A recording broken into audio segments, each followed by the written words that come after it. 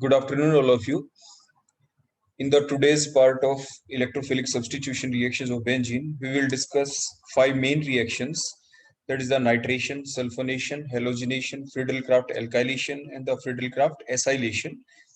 In the last lecture, we have discussed about the basic mechanism, general mechanism about the electrophilic substitution reaction of the benzene. तो last lecture में हमने आपको ये बता ही दिया था कि इलेक्ट्रोफाइल चाहे कहीं से भी आए, किसी भी रिएक्शन से आए, लेकिन उसकी इन्वॉल्वमेंट कैसे होगी, किस तरह से वो बेंजीन रिंग के ऊपर अटैक करेगा, वो सारी चीजें डिस्कस हमने कर ली थी, ताकि अब हमारे लिए ये जो नेक्स्ट मैकेनिज्म आएंगे, जो आज हम आपको पढ़ाएंगे, ताकि वो हमारे लिए बिल्कुल ईजी हो जाए सभी का मैकेनिज्म याद करना। तो हम देखते हैं स्टेप बाय स्टेप। तो सबसे पहले हम यही देख लें कि जो बेंजीन की 5 मेन रिएक्शन है कौन सी। तो जो बेंजीन है, जो 5 मेन रिएक्शन दिखाता है, जैसे अभी हमने बताया, nitration, sulphonation, halogenation, Friedel Crafts alkylation और द फ्रीडल-क्राफ्ट एसाइलेशन, ये 5 रिएक्शन है। तो जो बेंजीन है, इसके पास हाई पाई इलेक्ट्रॉन डेंसिटी होती है, as we discussed in the last lecture also. So due to that high pi electron density, the electrophile can attack on it, and thus it can show the electrophilic substitution reaction, and these different reactions are nitration. In case of the nitration, we required a mixture called the nitrating mixture. आपसे exam में ये पूछा जाता है, what is nitrating mixture? तो आपको ये लिखना होता है, it is a mixture of concentrated HNO3 and the concentrated H2SO4. That is the answer, that called nitrating mixture. अभी आप मैकेनिज्म में भी देखेंगे आगे। फिलहाल शुरू में हम सिर्फ 5 रिएक्शंस बता रहे हैं कि वो हैं कौन सी। तो first one is the nitration, और उसके अंदर जो आप ये मिक्सचर डालते हैं, 2 एसिड्स का, एक नाइट्रिक एसिड, एक सल्फ्यूरिक एसिड, इस मिक्सचर को आप कहते हैं नाइट्रेटिंग मिक्सचर, क्योंकि इन दोनों मिक्सचर से ही यहाँ पे कोई इलेक्ट्रोफाइल जनरेट होगा, वो अभी हम मैकेनिज्म में देखेंगे। तो उसके बाद नेक्स्ट आपकी अगली रिएक्शन आती है सल्फोनेशन, जिसमें अब ये सल्फोनेटिंग एजेंट डालते हैं, इसे फ्यूमिंग सल्फ्यूरिक एसिड भी कहते हैं। एग्जाम में आ सकता है, what is fuming sulphuric acid. Inorganic chemistry में भी है ये आपके पी ब्लॉक एलिमेंट्स के अंदर। तो जो सल्फ्यूरिक एसिड होता है, इसके अंदर से जो फ्यूम्स निकलते रहते हैं, these are of SO3 gas.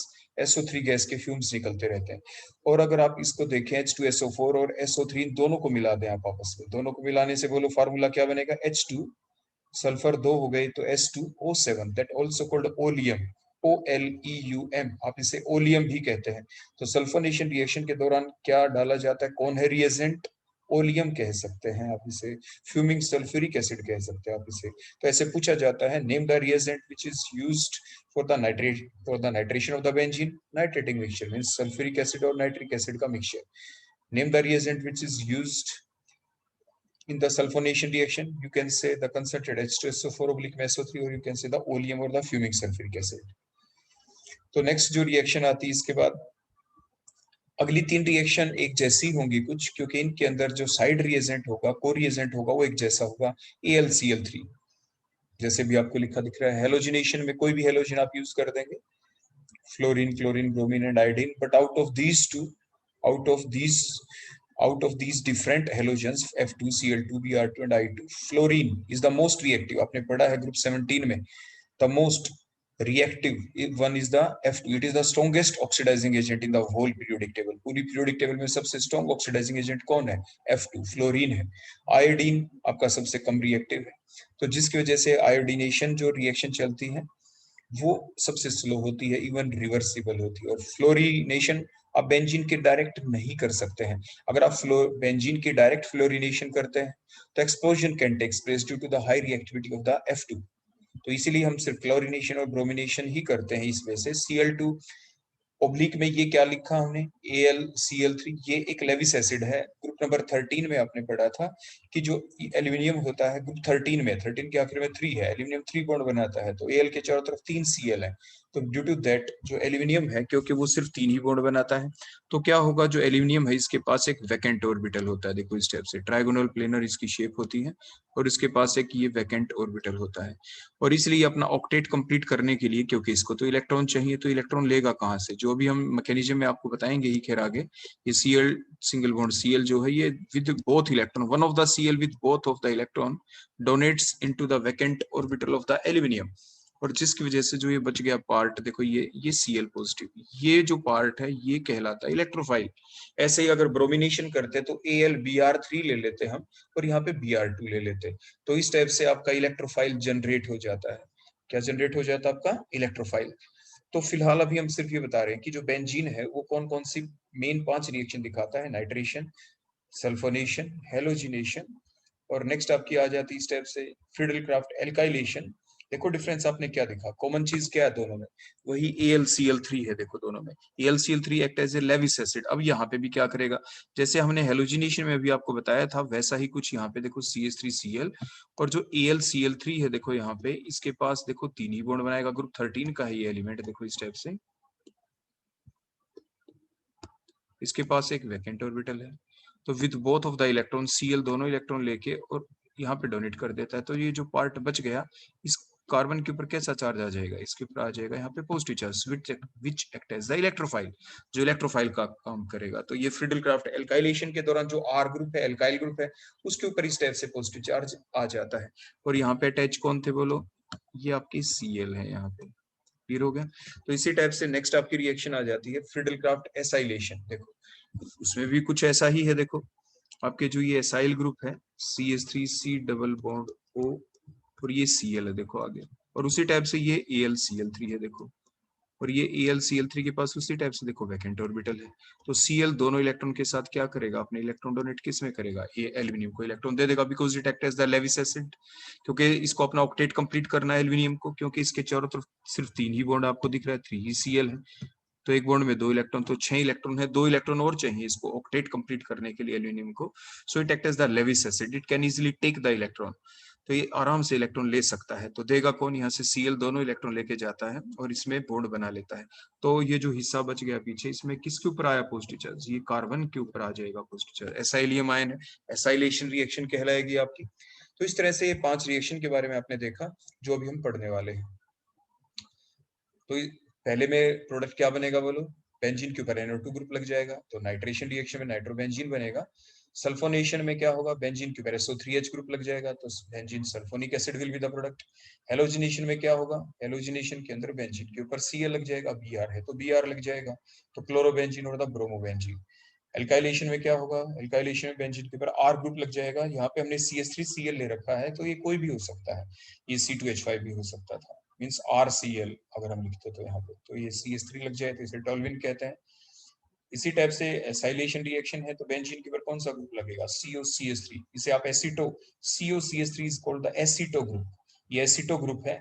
और ये आपके नीचे कौन है, ये फिनाइल ग्रुप है। ये कौन सा ग्रुप है बोलो, ये बेंजीन, बेंजीन है, बेंजीन का अगर एक एच हटा दें, now it is called phenyl group, ये आपका एसिटो ग्रुप है। और बीच में ये फंक्शनल ग्रुप कौन सा है, CO is a carbonyl group, और इस कार्बोनिल ग्रुप के दोनों साइड में कार्बन है, इधर से CH3 वाला कार्बन और इसे बेंजीन वाला carbon, so it is a ketone. Ketone के लिए क्या वर्ड यूज करते हैं, on, so called the एसिटो group है, फिनाइल ग्रुप है, फिन और ऑन, तो इसलिए इस कंपाउंड का नाम है एसिटोफिनोन। क्या कहेंगे आप इसे, दैट इज द एसिटोफिनोन। तो इस टाइप से 5 रिएक्शन अब हम देखते हैं इनके मैकेनिज्म। तो सबसे पहले रिएक्शन हम लेते हैं आपकी नाइट्रेशन रिएक्शन। उसी टाइप से लास्ट टाइम हमने बताया था कि मैकेनिज्म आपके एग्जाम में दोनों तरीके से पूछा जा सकता है, why the formation of the sigma complex और why the formation of the pi complex. Pi complex जब बनता है तो सिग्मा कॉम्प्लेक्स तो बनता ही बनता है। अगर कुछ भी लिखा ना आए एग्जाम में, सिंपली आ जाए explain the mechanism of nitration of the benzene, तो आपकी मर्जी है चाहे आप सिग्मा कॉम्प्लेक्स लिखें या पाई कॉम्प्लेक्स लिखें। लेकिन कई बार ऐसा हो जाता है कि अगर यही मैकेनिज्म आपके 3 मार्क्स का आता है या 5 मार्क्स का, तो उसके ऊपर भी डिपेंड करता है। अगर 3 मार्क्स का है तो why formation of sigma complex लिख देना, अगर 5 मार्क्स का है तो देखो थोड़ा ज्यादा आपको उसको लिखना है, तो इट मींस आप सिग्मा कॉम्प्लेक्स और प्लस पाई कॉम्प्लेक्स दोनों बनते हुए दिखाएं। तो वो तो आप अपने आप ही थोड़ा ध्यान कर लेते हैं एग्जाम के दौरान कि हम मैकेनिज्म लिखिए कौन सा, तो on the basis of the marks भी डिपेंड करता है। तो सबसे पहली step generation of the electrophile. तो देखो आपने ये पढ़ा था अभी, आपको जो बताया गया था पहले इसलिए बताया गया था ताकि आपको ध्यान रहे मैकेनिज्म के दौरान। एक नाइट्रेटिंग मिक्सचर लेते हैं, वो सल्फ्यूरिक एसिड और नाइट्रिक एसिड है। Out of these two acid which one is the stronger one, sulphuric acid is the stronger acid and it is also called as the king of chemicals. तो इसलिए जो sulphuric acid है और दूसरा आपका जो nitric acid है, तो सल्फ्यूरिक एसिड क्योंकि एसिड का काम करेगा, और दूसरा जो एसिड हमने डाल रखा है नाइट्रिक एसिड, वो यहाँ पे बेस का काम करेगा, क्योंकि जब भी दो केमिकल्स को आपस में आप मिलाते हैं तो जो स्ट्रॉन्गर वन होता है वो सल्फ्यूरिक एसिड है, it act as the acid and the other acid here act as the base for H2SO4। तो इसीलिए जो H2SO4 है ये तो देखो H पॉजिटिव देखो इस टाइप से लॉस कर देगा, तो निकला क्या HSO4 नेगेटिव। अब ये नाइट्रिक एसिड की स्ट्रक्चर आपके सामने HNO3। तो अब ये क्या करेगा, जो स्ट्रॉन्गर एसिड है आपने पढ़ा था ब्रोंस्टेड साइंटिस्ट के अनुसार, जो डेफिनेशन है आपकी एसिड और बेस की, अर्हेनियस के अनुसार तो क्या थी, जो H पॉजिटिव लॉस करे एसिड और जो OH नेगेटिव आयन लॉस करते बेस। लेकिन दूसरा साइंटिस्ट भी था जिसका नाम है ब्रोंस्टेड, जिसने क्या कहा था, जो H पॉजिटिव लॉस कर दे, जैसे सल्फ्यूरिक एसिड ने यहाँ से H पॉजिटिव लॉस कर दिया है यहाँ पे, so here H2SO4 act as the acid and the which accept the H positive ion act as the base। तो एक्सेप्ट कैसे करे, तो मींस जो आपको दिख रहे हैं ऑक्सीजन के ऊपर जो लोन पेयर, दो लोन पेयर होते हैं, हमने एक ही शो किया है, ये अपने लोन पेयर डोनेट कर देगा, मींस ये H पॉजिटिव आयन को देखो एक्सेप्ट कर रहा है nitric acid, so it act as the base. तो H पॉजिटिव यानी लोन पेयर ऑक्सीजन ने अपने लोन पेयर किसको दे दिया H पॉजिटिव, तो ऑक्सीजन पे कैसा चार्ज आ जाएगा, यहाँ पे पॉजिटिव चार्ज, ये छीनेगा किससे, ये छीन लेगा नाइट्रोजन से, तो फाइनली नाइट्रोजन के ऊपर आ गया पॉजिटिव चार्ज। पॉजिटिव चार्ज आने से बोलो क्या बन गया, NO2 positive ion, nitronium ion कहते हैं, सो दैट इज द इलेक्ट्रोफाइल। तो इस टाइप से ये इलेक्ट्रोफाइल बनता है, इलेक्ट्रोफाइल जनरेट होता है। तो आप ये मैकेनिज्म समझ गए होंगे, इसकी पहली स्टेप आपने अच्छे से समझ ली होगी कि किस तरह से NO2 पॉजिटिव आयन जिसे कहते हैं नाइट्रोनियम आयन, और साइड प्रोडक्ट क्या बना था यहाँ से, एक तो देखो वाटर निकल गया और दूसरा क्या पहले निकल चुका है HSO4 नेगेटिव। तो बुक्स में जब आप पढ़ते हैं तो डायरेक्ट अगर आप लिखना चाहें तो आप कुछ ऐसा लिखते हैं ना हमेशा कि H2SO4 plus HNO3 will give आगे क्या, NO2 positive ion plus H2SO4 plus HSO4 negative, आप इकट्ठा ऐसे लिख देते हैं, लेकिन मैकेनिज्म को आप कुछ ऐसे ही लिखेंगे। तो यहाँ पे बोलो इलेक्ट्रोफाइल कौन हुआ, नाइट्रोनियम आयन। तो एग्जाम में 1 नंबर का क्वेश्चन पूछा जाता है कि बेंजीन के अंदर या कहीं पर भी जब नाइट्रेशन रिएक्शन चलती है और जो वो उसमें रिएजेंट कौन होता है, उसे कहते हैं नाइट्रेटिंग मिक्सचर। वो कौन है, वो सल्फ्यूरिक एसिड और नाइट्रिक एसिड का मिक्सचर है। उससे कौन क्या जनरेट होता है, इलेक्ट्रोफाइल। उस इलेक्ट्रोफाइल का नाम बताएं जो नाइट्रेशन रिएक्शन के दौरान जनरेट होता है, नाइट्रोनियम आयन। फार्मूला क्या है उसका, NO2 पॉजिटिव आयन, बोलते क्या है इसे, नाइट्रोनियम आयन।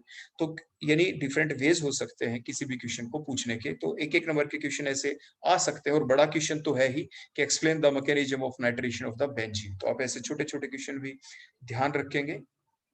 नेक्स्ट अब होगा क्या, देखो बेंजीन रिंग है, ये बेंजीन रिंग आ गया। हमने बताया था बेंजीन कैसी रिएक्शन शो करता है, substitution reaction, electrophilic substitution reaction. Substitution क्यों, क्योंकि इसके दौरान क्या होगा, जो H हमने दिखाया है ये H रिप्लेस हो जाएगा, H अपने इलेक्ट्रॉन छोड़ के चला जाएगा, और ये कार्बन और H के बीच में देखो ये बॉन्ड के अंदर बोलो डॉट में दिखा दे, जो 2 इलेक्ट्रॉन है H अपने इलेक्ट्रॉन छोड़ के जाएगा यहाँ से, और ये दोनों इलेक्ट्रॉन कौन ले लेगा, NO2 पॉजिटिव। तो मीन्स NO2 यहाँ पे आके लग जाएगा, तो मीन्स H पॉजिटिव हटा और NO2 लगा। H positive is a weak electrophile और NO2 positive is a strong electrophile, इसीलिए तो NO2 पॉजिटिव जो एक स्ट्रॉन्ग इलेक्ट्रोफाइल है वीक इलेक्ट्रोफाइल को रिप्लेस कर पाएगा, इसीलिए तो इसको कहते हैं सब्स्टिट्यूशन रिएक्शन। और इसलिए यहाँ पे बेंजीन की एरोमेटिसिटी भी मेंटेन रहेगी। बेंजीन एरोमेटिक है, एरोमेटिक ही रहना चाहिए, क्योंकि more the aromaticity more the stability. तो अब देखो हुआ क्या, ये नाइट्रोनियम आयन आया, तो सबसे पहले ये किसी भी एक कार्बन के पास चला जाएगा। बेंजीन के 6 कार्बन है, किसी भी एक कार्बन के पास ये नाइट्रोनियम आयन गया, जिस भी कार्बन के पास जाएगा उससे इलेक्ट्रॉन लेगा। तो देखो ये जो दोनों पाई इलेक्ट्रॉन्स हैं देखो इस कार्बन की तरफ हमने शिफ्ट करते हुए दिखाए और फिर नाइट्रोनियम आयन को दे दिए। अब नया बॉन्ड बन गया, बोलो किसके बीच बन गया, कार्बन और NO2 के बीच में। और जो पीछे वाला कार्बन था उसके ऊपर कैसा चार्ज आ गया, बोलो यहाँ पे ये आ गया देखो पॉजिटिव चार्ज। फिर आप कहेंगे सर यहाँ से ये H कहाँ पे, H तो यहीं पर है, देखो H कहीं नहीं गया, ये सिग्मा कॉम्प्लेक्स बना है। क्या बनाया, सिग्मा और H, यही हमने देखो शो कर दिया। जो पहले H था वो अभी तक यहीं पे है, क्योंकि हमने बताया था कि फर्स्ट स्टेप के अंदर इलेक्ट्रोफाइल सबसे पहले अटैच होता है और फिर उसी कार्बन से एरोमेटिसिटी को अब देखो मेंटेन भी करना है, जो पाई बॉन्ड टूटा था, इसलिए कार्बन और H के बीच के जो दोनों इलेक्ट्रॉन वो दोबारा शिफ्ट कर दिए जाएंगे towards that carbon atom which have the positive charge. और इस तरह से यहाँ पे आ जाएगा आपकी ये फर्स्ट रिएक्शन, और यहाँ पे क्या आ जाएगा, पाई बॉन्ड दोबारा से बन गया, बेंजीन एरोमेटिक हो गया, H पॉजिटिव यहाँ से निकल गया। सो that is the mechanism, that is the mechanism of nitration reaction of the benzene, जिसमें सिर्फ हमने सिग्मा कॉम्प्लेक्स बनते हुए दिखाया है। अगर आपको पाई कॉम्प्लेक्स भी बनते हुए दिखाना हो तो देखो आप क्या करेंगे, सबसे पहले तो वही होगा generation of electrophile, first step common, वो हम दोबारा आपको नहीं बताएंगे, वो आपको पहले से ऊपर दिख रही है स्क्रीन के ऊपर। Second formation of pi complex, तो देखो क्या होगा, जैसे हमने लास्ट टाइम जनरल मैकेनिज्म में बताया था, NO2 पॉजिटिव आएगा, वो सबसे पहले इलेक्ट्रोस्टैटिक फोर्स ऑफ अट्रैक्शन दिखाएगा बेंजीन के पाई इलेक्ट्रॉन क्लाउड के साथ, जैसे अभी आपने देखा ये डॉट डॉट लाइन से जो हमने शो किया। उसके बाद अब पाई इलेक्ट्रॉन्स शिफ्ट होंगे, क्या होंगे बोलो, पाई इलेक्ट्रॉन का शिफ्टिंग होगा देखो, और NO2 पॉजिटिव आयन को दे दिए जाएंगे। और इस टाइप से NO2 और कार्बन के बीच में नया बॉन्ड बन गया, वो पिछला कार्बन था उस पे कैसा चार्ज आ गया, पॉजिटिव चार्ज, और ये सिग्मा कॉम्प्लेक्स बन गया। उसके बाद लास्ट स्टेप में बोलो क्या करना होता है, वो कार्बन जिसके ऊपर NO2 आके अटैच हुआ है, इलेक्ट्रोफाइल आके अटैच हुआ है, उसी कार्बन के ऊपर जो एक H है, अब कार्बन के बॉन्ड गिने, देखो पूरे 4 हैं, फोर्थ वन H है। अब ये H क्या करेगा, दोनों इलेक्ट्रॉन अपने लीव कर देगा ताकि एरोमेटिसिटी मेंटेन रहे, तो दोनों इलेक्ट्रॉन शिफ्ट कर दिए गए towards the carbon atom having the positive charge, और इस टाइप से H पॉजिटिव लॉस हो गया। और लेकिन लॉस कंप्लीटली नहीं हुआ, पार्शियल हुआ है, इलेक्ट्रोस्टैटिक फोर्स ऑफ अट्रैक्शन दिखाई हमने, क्योंकि पाई कॉम्प्लेक्स का फॉर्मेशन शो करना है। अब ये कंप्लीट लॉस हो जाएगा H पॉजिटिव आयन का, और final product will be the nitrobenzene. तो यही आपको ध्यान होगा, लास्ट टाइम जनरल मैकेनिज्म हमने जो शो किया था, जहां पे हमने NO2 पॉजिटिव आयन लिखा है, आपको ध्यान होगा वहां पे हमने E पॉजिटिव लिखा था, तो E पॉजिटिव की जगह अब हमने क्या लिखा है आज नाइट्रेशन रिएक्शन में, NO2 पॉजिटिव। तो सिर्फ यही था डिफरेंस जनरल मैकेनिज्म और इस मैकेनिज्म के अंदर।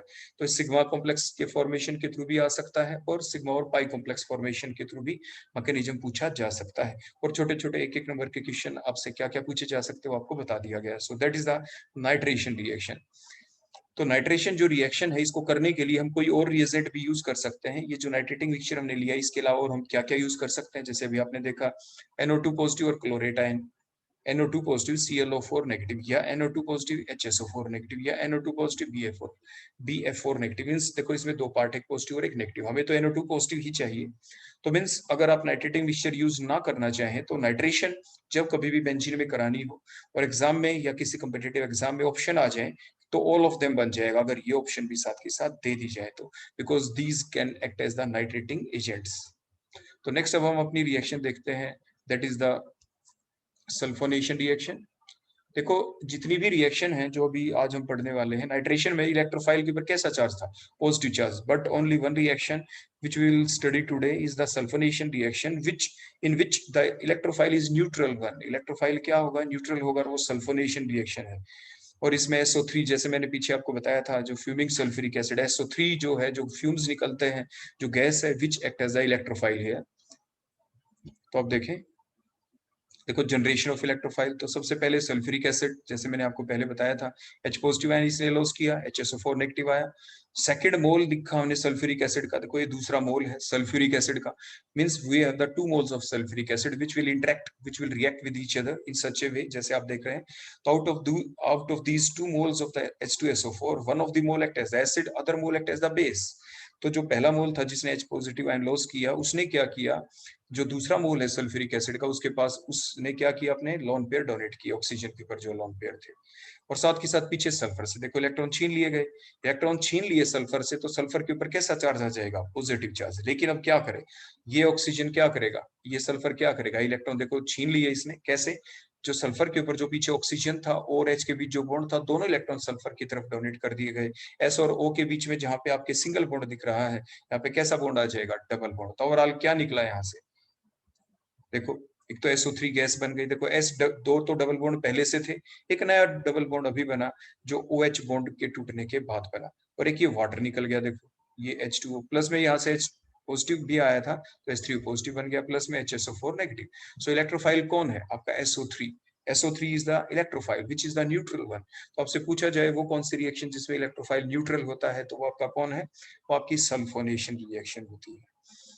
तो उसी टाइप से जो आपका E पॉजिटिव था, जो हमने जनरल मैकेनिज्म बताया था, उसकी जगह हम क्या लिख देंगे, सिर्फ SO3। यहाँ पे जो सेंट्रल एटम है वो सल्फर है, ये आप जरूर ध्यान रखें। उसी टाइप से देखो SO3 हमने शो किया, बेंजीन जो SO3 है, बेंजीन के किसी एक कार्बन के पास चला जाएगा। उसी टाइप से पाई इलेक्ट्रॉन देखो शिफ्ट होंगे, देखो ये शिफ्ट होते हुए हमने दिखाए, डोनेट कर दिए जाएंगे, सेंट्रल एटम को दिए जाएंगे। सेंट्रल एटम सल्फर है, ग्रुप 16 का एलिमेंट है, ग्रुप नंबर 16 का, 6 बॉन्ड पहले से हैं, आप सल्फर के काउंट कर सकते हैं, 2 2 4 और 2 6, 6 बॉन्ड पहले से बने हुए हैं। अगर एक नया बॉन्ड बनता है, देखो जब भी हम एरो दिखा रहे हैं, इट मींस इलेक्ट्रॉन डोनेशन का मतलब नए बॉन्ड का बनना, बेंजीन वाले कार्बन का सल्फर के साथ नए बॉन्ड का बनना। अगर नया बॉन्ड बनता है तो अब तो 7 बॉन्ड हो जाएंगे, एक बॉन्ड टूटना जरूरी, टूटेगा वही जो वीक है, वीक कौन, पाई बॉन्ड। तो कोई भी एक पाई बॉन्ड, जैसे सल्फर ऑक्सीजन के बीच जो डबल बॉन्ड था, पाई बॉन्ड के इलेक्ट्रॉन देखो ऑक्सीजन की तरफ हमने शिफ्ट होते दिखा दिए, ताकि जो वैलेंसी है सल्फर की वो मेंटेन रहे, क्योंकि 6 से ज्यादा वैलेंसी सल्फर शो नहीं कर सकता, क्योंकि maximum valency which can be shown by any of the group 16 element, like 16 में कौन है, oxygen, sulphur, selenium, tellurium, polonium. Maximum जो वैलेंसी शो करते हैं वो ग्रुप नंबर 16 के आखिर में 6 है, क्योंकि इनके वैलेंस शेल में 6 इलेक्ट्रॉन होते हैं, तो 6 से ज्यादा ये बॉन्ड नहीं बना सकते, ये आपको ध्यान जरूर रखना है। इसीलिए जब भी बेंजीन का pi electron cloud electron donate किए गए सल्फर की तरफ, इसलिए एक बॉन्ड का टूटना जरूरी था सल्फर और ऑक्सीजन के बीच। तो देखो इस टाइप से हमने देखा जो बेंजीन का डबल बॉन्ड टूट चुका है, पिछले कार्बन के ऊपर पॉजिटिव चार्ज आ चुका है, कार्बन बेंजीन वाले कार्बन और सल्फर के बीच में देखो रेड लाइन से शो किया है, देखो ये नया बॉन्ड यहाँ पे बन चुका है। और ये नेगेटिव चार्ज किस पे है, कई बार बच्चे ये भूल जाते हैं कि नेगेटिव चार्ज है किस पे, इसलिए इस मैकेनिज्म से आपको दिख रहा है सल्फर और ऑक्सीजन के बीच का जो डबल बॉन्ड जब टूटा तो पाई इलेक्ट्रॉन किसकी तरफ शिफ्ट हुए हैं, ऑक्सीजन की तरफ। इट मीन ये नेगेटिव चार्ज ऑक्सीजन पे है। तो कई बार ये पूछा जाए तो आप ये गलत जवाब ना दे कि सल्फर पे है ऑक्सीजन पे, it mean that negative charge is present on the oxygen atom.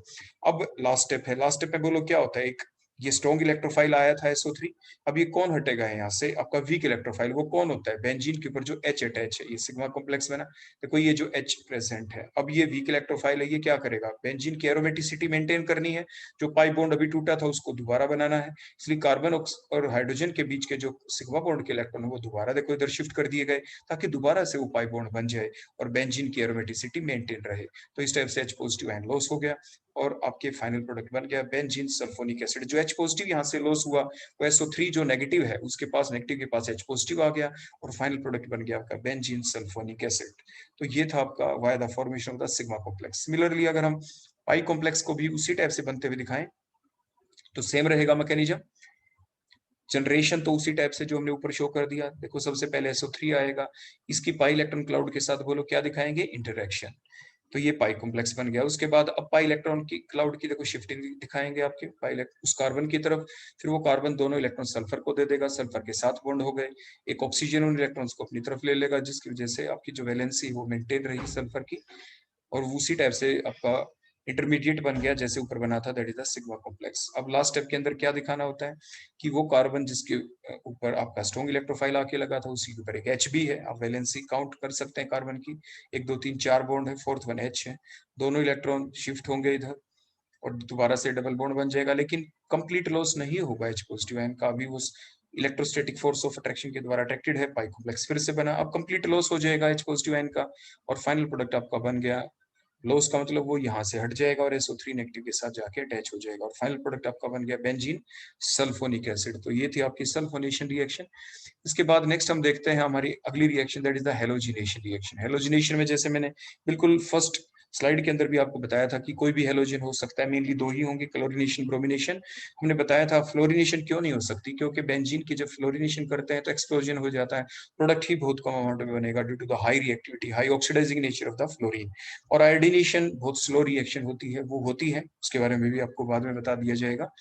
तो एल्यूमिनियम क्लोराइड हमने लिया, ये एक लेविस एसिड का काम करेगा, ग्रुप 13 एलिमेंट है एल्यूमिनियम, इसके 3 बॉन्ड देखो बनते हुए दिखाई, एक वैकेंट ऑर्बिटल है, इसलिए जो Cl है दोनों इलेक्ट्रॉन लेके एल्यूमिनियम को डोनेट कर देगा, जिसकी वजह से देखो दोनों इलेक्ट्रॉन ये इधर हो गए, Cl पॉजिटिव आयन आपका इलेक्ट्रोफाइल जनरेट हो गया, AlCl4 नेगेटिव आपका ये बन गया साथ के साथ, ये इलेक्ट्रोफाइल है। Formation of the sigma complex कैसे हुआ, ये जो Cl positive ion chloronium ion बना है, ये बेंजीन रिंग के किसी कार्बन के पास देखो उसी टाइप से जाएगा, जिस कार्बन के पास जाएगा उस कार्बन की तरफ पाई इलेक्ट्रॉन शिफ्ट हो जाएंगे और शिफ्ट होके डोनेट कर दिए जाएंगे देखो Cl पॉजिटिव को, तो पिछले कार्बन के ऊपर पॉजिटिव चार्ज आ जाएगा, सिग्मा कॉम्प्लेक्स बन गया। नेक्स्ट स्टेप के अंदर जिस कार्बन के ऊपर ये स्ट्रॉन्ग इलेक्ट्रोफाइल लगा था कि ये Cl जो अटैच हो गया, उस कार्बन के देखो 4 बॉन्ड पूरे हो गए, H भी है, तो इस कार्बन और हाइड्रोजन के बीच में जो सिग्मा बॉन्ड के इलेक्ट्रॉन है वो दोबारा शिफ्ट कर दिए जाएंगे ताकि एरोमेटिसिटी मेंटेन रहे आपके, तो इसीलिए दोबारा से देखो डबल बॉन्ड बन गया और ये chlorobenzene is the final product. Similarly अगर पाई कॉम्प्लेक्स फॉर्मेशन भी आपको शो करना हो तो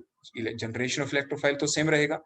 फॉर्मेशन ऑफ पाई कॉम्प्लेक्स में क्या करेंगे, सबसे पहली स्टेप के अंदर जो Cl पॉजिटिव आयन आएगा वो इलेक्ट्रोस्टैटिक फोर्स ऑफ अट्रैक्शन के द्वारा देखो अट्रैक्टेड होगा, तो पाई कॉम्प्लेक्स बन जाएगा। अब पाई इलेक्ट्रॉन क्लाउड के जो इलेक्ट्रॉन है वो शिफ्ट होंगे towards one of the carbon atom towards which Cl positive ion is present, and finally these pi electrons are donated towards the Cl positive ion and thus result in the formation of a bond in between the benzene carbon atom and the Cl, और जो पिछला carbon था उसके ऊपर positive charge आ जाएगा। अब ये carbon जिसके ऊपर ये स्ट्रॉन्ग इलेक्ट्रोफाइल Cl अटैच है उसी के ऊपर एक H भी अटैच है, ये H और कार्बन के बीच में जो इलेक्ट्रॉन है सिग्मा बॉन्ड के इलेक्ट्रॉन ये आपके डोनेट कर दिए जाएंगे उस कार्बन की तरफ जिसके ऊपर पॉजिटिव चार्ज था।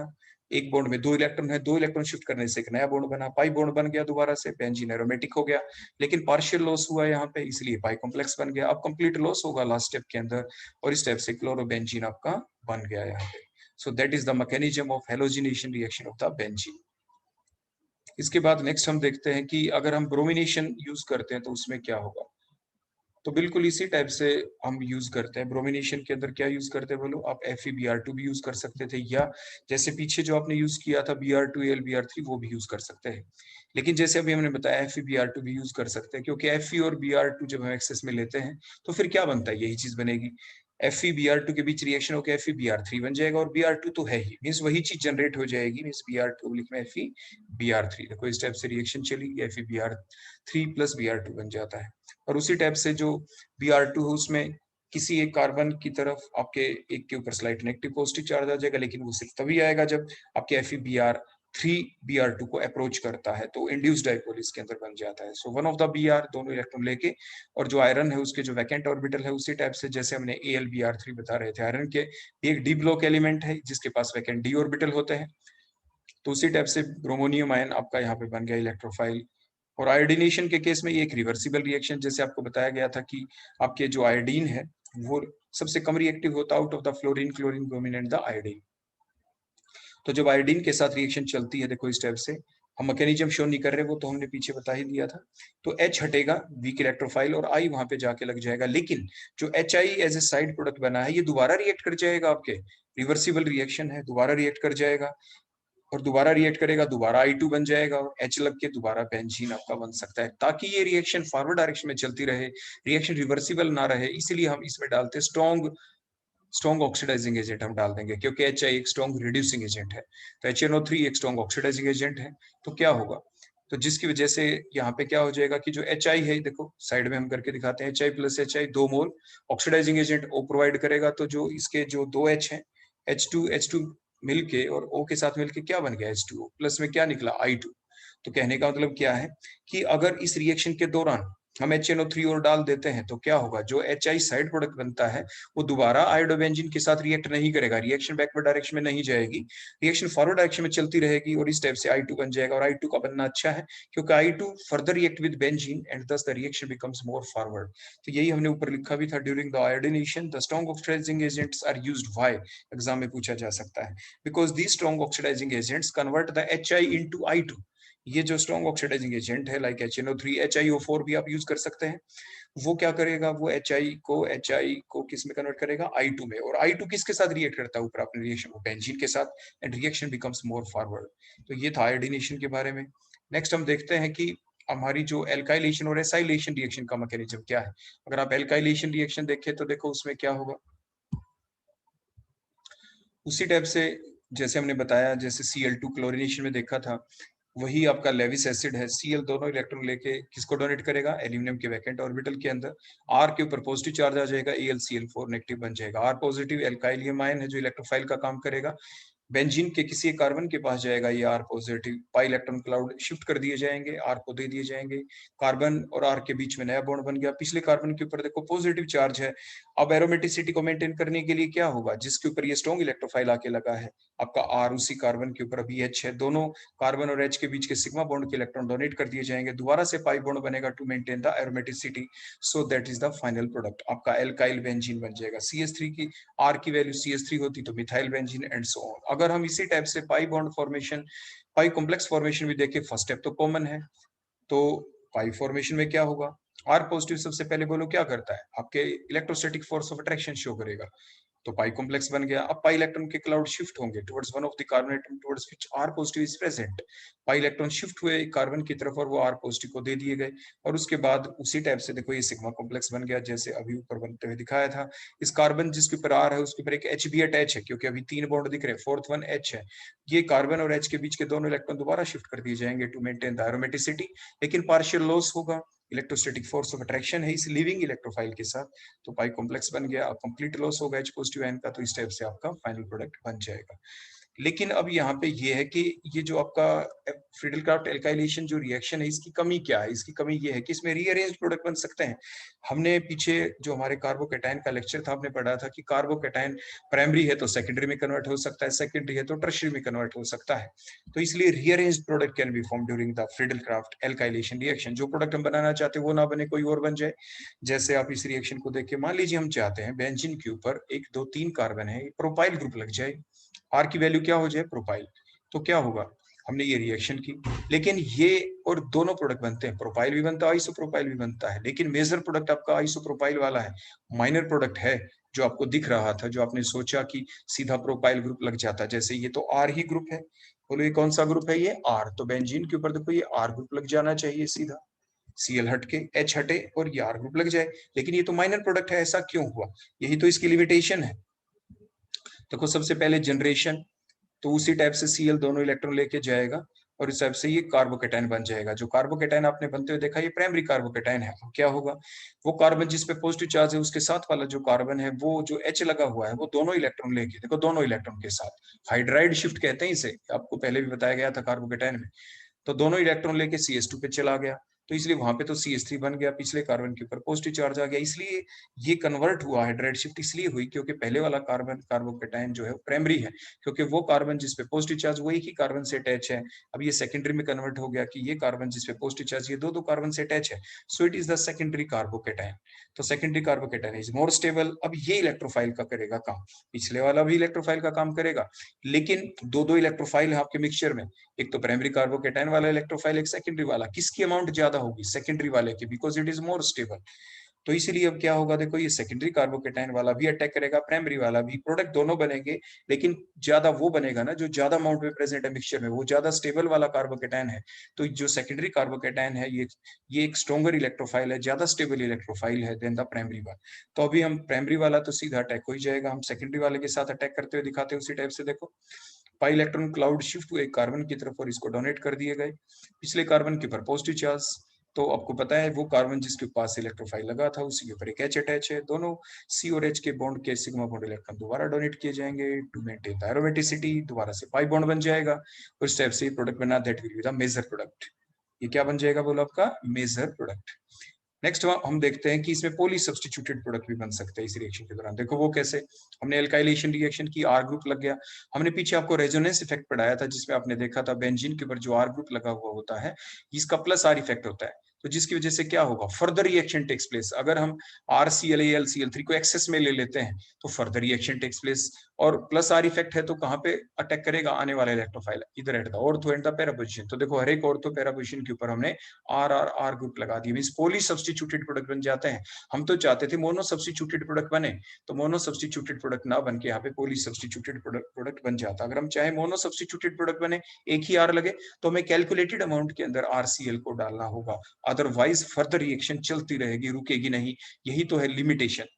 आपके अगली लिमिटेशन क्या है, आप ये दो कंपाउंडों के आपने नाम सुने हैं, जैसे विनाइल क्लोराइड है, जो CH जो इथीन होती है उसका एक H हटा के Cl लगा दें, तो अभी इसमें रेजोनेंस में इन्वॉल्वमेंट हो जाएगी। देखो लोन पेयर डोनेट कर देगा आपका जो Cl है जिसके पास दोनों इलेक्ट्रॉन है, तो इसीलिए कार्बन और हेलोजन के बीच में क्या आ जाएगा, डबल बॉन्ड। आपने पीछे देखा था मैकेनिज्म में, जो सबसे पहली स्टेप थी जनरेशन ऑफ इलेक्ट्रोफाइल, उसमें क्या था, आपके कार्बन और हेलोजन के बीच का ही तो बॉन्ड देखो हमें ब्रेक करना था। कब करना था, जब हम यहाँ पे क्या लेते थे बोलो, AlCl3, देखो जो हम लेते थे यहाँ पे, तो AlCl3 देखो इस टाइप से, इसके पास जो आपके लोन पे, तो ये जो Cl था ये दोनों इलेक्ट्रॉन लेके इधर आता था, देखो यहाँ पे दोनों इलेक्ट्रॉन लेके यहाँ पे अटैक करता था, लेकिन अब नहीं कर पाएगा क्योंकि कार्बन और हेलोजन के बीच में यहाँ पे रेजोनेंस की वजह से विनाइल क्लोराइड के अंदर अब डबल बॉन्ड बन जाएगा। So due to the presence of that double bond, that bond can not be break easily, ये आराम से नहीं टूट सकता, और नहीं टूट सकता तो फर्दर AlCl3 को ये जो Cl है दोनों इलेक्ट्रॉन ले जाके अपने इलेक्ट्रॉन डोनेट नहीं कर पाएगा। ऐसे ही आपके क्लोरोबेंजीन में डबल बॉन्ड करेक्टर आ जाता है कार्बन और हेलोजन के बीच, ये बॉन्ड आराम से नहीं टूटेगा, नहीं टूटेगा तो रिएक्शन नहीं चलेगी। मींस आप जो आपकी फ्रीडल क्राफ्ट एल्काइलेशन रिएक्शन है वो चलाते हैं जब आप, तो विनाइल क्लोराइड और एराइल हैलाइड आपकी फ्रीडल क्राफ्ट एल्काइलेशन रिएक्शन को शो नहीं करते हैं, due to the involvement of the lone pair electron of the Cl in resonance, and thus there becomes a double bond character which cannot be break easily। इसलिए vinyl halide और aryl halide आपके Friedel Crafts alkylation reaction को show नहीं करते हैं, तो ये अलग से भी अपने आप में क्वेश्चन बन जाता है। तो ये थी थर्ड लिमिटेशन। तो इस टाइप से आपने देखा इनके बारे में। नेक्स्ट आपके जितने भी कंपाउंड है, जैसे फिनोल हो गया, फिनोल में क्या होता है, ये पुअर यील्ड देते हैं, वो इसलिए क्योंकि आपने देखा था कि जो फिनोल है उसका प्लस आर इफेक्ट है उसी टाइप से, तो प्लस आर इफेक्ट होने की वजह से क्या हो जाता है, बहुत ज्यादा पाई इलेक्ट्रॉन डेंसिटी आ जाती है इसके ऊपर, लेकिन साथ ही साथ क्योंकि जो AlCl3 है इसको तो इलेक्ट्रॉन चाहिए, हम आपने देखा था पीछे जब इलेक्ट्रॉन हम देते थे तो कैसे देते थे, ये Cl जो है ये अपने दोनों इलेक्ट्रॉन ले जाके Al को दे देता था, लेकिन ये देता है धीरे धीरे, क्योंकि यहाँ पे R और Cl के बीच का बॉन्ड तोड़ना पड़ेगा। यहाँ पे लोन पेयर है, ये लोन पेयर फ्री है, तो जो AlCl3 कहाँ से इलेक्ट्रॉन लेगा? जो इसको आराम से दे देगा, जो इसको जल्दी जल्दी दे देगा। Which type of electron can be donated easily? R और Cl के बीच में सिग्मा बॉन्ड के इलेक्ट्रॉन है, ऑक्सीजन के ऊपर लोन पेयर है। Which electron can be donated easily? जो मोस्ट फ्री इलेक्ट्रॉन है। मोस्ट फ्री इलेक्ट्रॉन कौन से हैं? Lone pair electron. इसलिए बेंजीन जो फिनोल के ऊपर जो लोन पेयर है वो डोनेट कर दिए जाते हैं आपके कहाँ पे? AlCl3 की तरफ। तो जिसकी वजह से देखो O और AlCl3 के बीच में बॉन्ड बन गया, AlCl3 बचा ही नहीं। AlCl3 जब बचा ही नहीं तो होगा क्या? तो AlCl3 जब बचेगा नहीं तो आपके ये एल्काइलियम आयन नहीं बनेगा। देखो इस टाइप से R पॉजिटिव आयन नहीं बनेगा। R पॉजिटिव आयन ही नहीं बनेगा तो रिएक्शन ही नहीं चलेगी आगे। तो मींस द लेविस एसिड जो AlCl3 है, it forms the coordinate bond with the oxygen atom of the OH group of the phenol. इसलिए जो प्लस R इफेक्ट है वो भी घट गया, क्योंकि लोन पेयर ऑक्सीजन ने तो AlCl3 को दे दिए, प्लस R इफेक्ट नहीं चलेगा। तो प्लस R इफेक्ट नहीं चलेगा। दूसरा, AlCl3 फ्री ही नहीं है। किस काम के लिए फ्री नहीं है? कि वो R पॉजिटिव को जनरेट कर पाए। इसलिए फ्रीडल क्राफ्ट जो एल्काइलेशन रिएक्शन है वो इजीली नहीं चलती। अगर प्रोडक्ट बनते भी हैं तो दे formed in very less amount. तो वो कैसे बनते हैं? वो आपकी लेस अमाउंट के अंदर यहाँ पे आपकी रिएक्शन चलेगी, लेस अमाउंट के अंदर आपके प्रोडक्ट बनेंगे। अब आपका टाइम बेटा कंप्लीट होने वाला है। बिल्कुल सेम ऐसा ही केस आपके एनिलीन के अंदर है। देखो बेंजीन के ऊपर जो NH2 ग्रुप उसी टाइप से वो डोनेट कर देता है नाइट्रोजन अपने लोन पेयर, और जिसकी वजह से कोऑर्डिनेट बॉन्ड बनने की वजह से जो प्रोडक्ट बनते हैं like that of phenol, poor yield होती है। So these are the limitation of the Friedel Crafts alkylation. एक रिएक्शन आपकी लास्ट की बच गई जिसे फ्रीडल क्राफ्ट एसाइलेशन रिएक्शन कहते हैं। उसका मैकेनिज्म बिल्कुल ऐसा ही है। देखो दोनों के दोनों इलेक्ट्रॉन Cl लेके चला जाता है, RCO पॉजिटिव आयन बन जाएगा, और ये क्या करेगा? बेंजीन वाले कार्बन के पाई इलेक्ट्रॉन शिफ्ट करके, और इसी टाइप से ये आपका फाइनल प्रोडक्ट, दोनों इलेक्ट्रॉन डोनेट ताकि एरोमेटिसिटी मेंटेन हो जाए। ऐसे ही पाई कॉम्प्लेक्स फॉर्मेशन होगा, पहले इलेक्ट्रोस्टैटिक फोर्स ऑफ अट्रैक्शन, उसके बाद पाई इलेक्ट्रॉन डोनेट, और लास्ट में H पॉजिटिव आयन का लॉस, और फाइनल प्रोडक्ट आपका बन जाए।